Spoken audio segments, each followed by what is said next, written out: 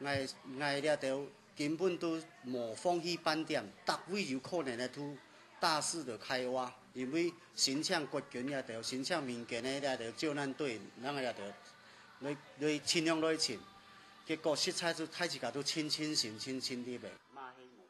因为救援者嘅家长部，桂山乡南公村重新动态嘅灾難，桂草山日下十8天有39個人死亡，其中上落嘅家屬最慘，有10幾個青年不幸罹難，留下還冇簽到任何一間，到呢下為止，老婦人還係冇辦法接受。所有欠退嘅14個青年，總下都冇簽到，所以講係嘛，心情心肝嘛清亂啦，實在是要到我哋就實在嘛冇個能力到嘅咧，所以講我只好用講嘅呢啦。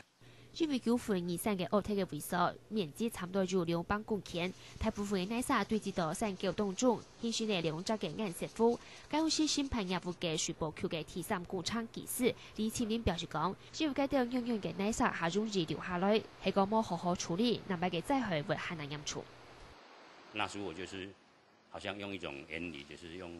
把那個九諾山當作大海，船行大海的原理，就是把構造物當作船一樣。在任何情況下都會浮在那個九份羅山。89年，我就是設計一支，好像現在台大起一個名字叫李氏柱狀壩啊，柱狀壩那前身沒有，前身你看不到啊，只有那個地方有啊。1.6公里的那個排水溝，我專門用這裡柱狀壩把它弄好啊，結果觀察好幾年，到現在應該是沒有問題。雖然講李昌明第3年前已經退休，我佢看到自家日數規劃處理嘅救援二山，有嚟安樣嘅情形，佢係嚟取到當安慰。我就是無知啦，就是唔知那拜鬼啊，3年攏無休拜6禮拜，逐工咧做，逐工咧設計啊。人講有耕耘有收穫啦，對吧？在那個地方，我感覺到很安慰，說終於把九諾二山安定下來。經過救援者心性嘅處理，救援二山已經變作非常穩定咧。無論係天然水質，又係線路嘅風車嘅提水，都冇帶來動態嘅災害，讓本當地嘅居民處到非常安心。當初嘅時節，那陣上講迄個嘅安怎世界末日啊，就說無可能有法度生存嘅心態，大家想講啊，可能許多咧啦，無想講根本日安樣份。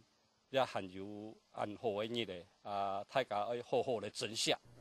因為創無情嘅天災為里面嘅百姓帶來傷痛，我哋社會太重嘅熱心支持之下，南豐村已經行出頭擺嘅傷痛，勇敢嘅面對未來咧。下個新聞李鳳琪南投報道。